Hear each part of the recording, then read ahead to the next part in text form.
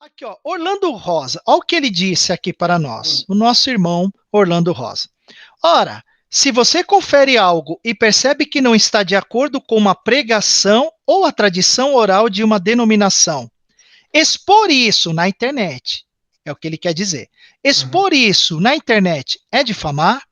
Nenhum momento usei o exemplo dessa passagem para justificar isso. O meu questionamento inicial seria importante a CCB reconhecer que errou em dizer por muitos anos que era a graça de Deus. Sei que vai dizer que por seguir a Cristo está na graça de Deus, mas eu sei e todos sabem que nunca foi dito nesse sentido. Sempre foi dito com todas as letras. Se perguntar, eu perguntei para as pessoas da minha família, ao qual a única igreja que salva respondem sem pensar.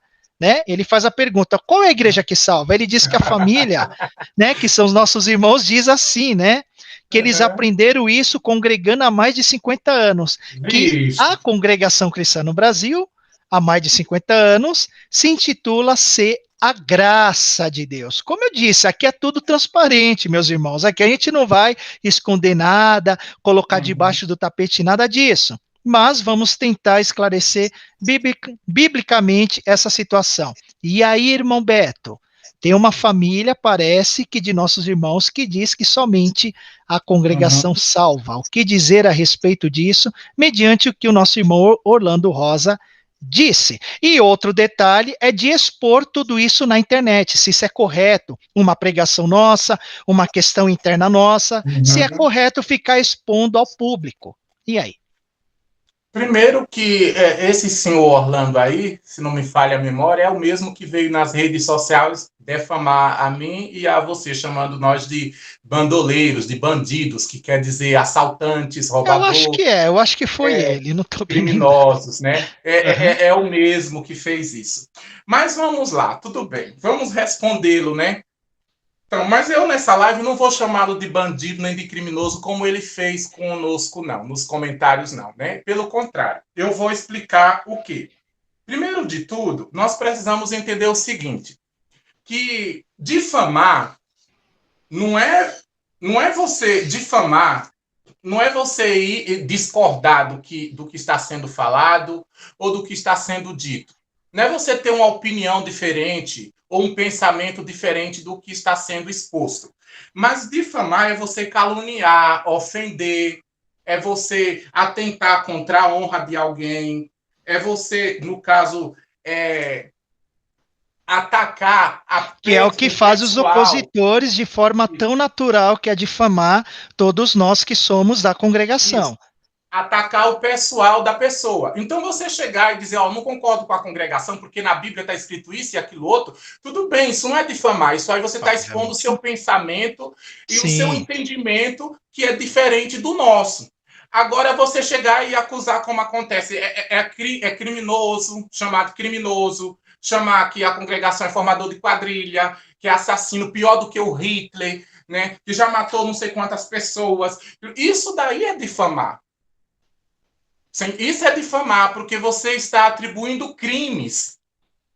Crimes que não podem ser provados para uma pessoa, para uma instituição, e isso é passível. Isso sim é crime que a pessoa está fazendo.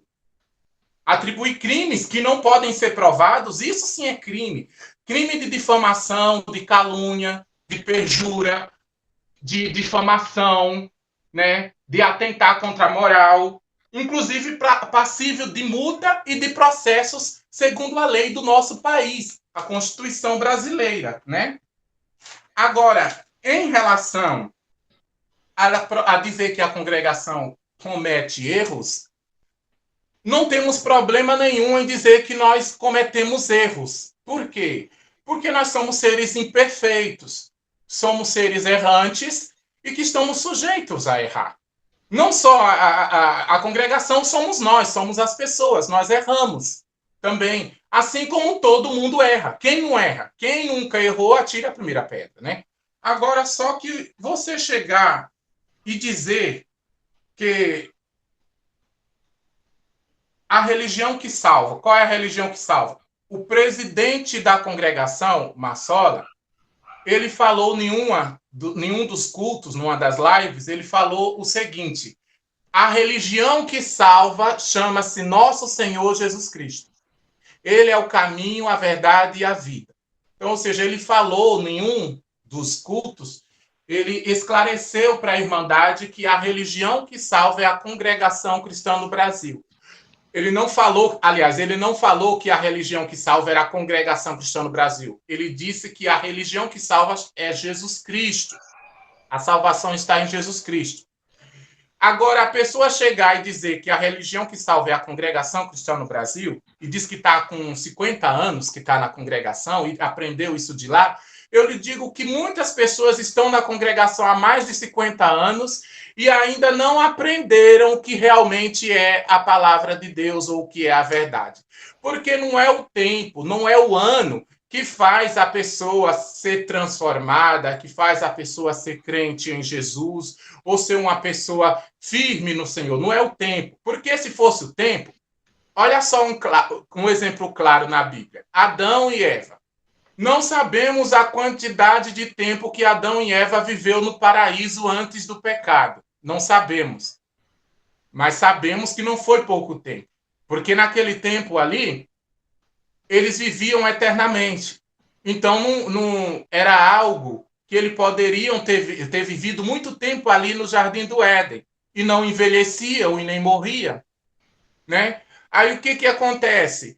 Mas, mesmo ele estando esse tempo que ele passou no Jardim do Éden, não fez com que eles não pecassem. Pelo contrário, transgrediram e pecaram. E não mais ficaram no paraíso.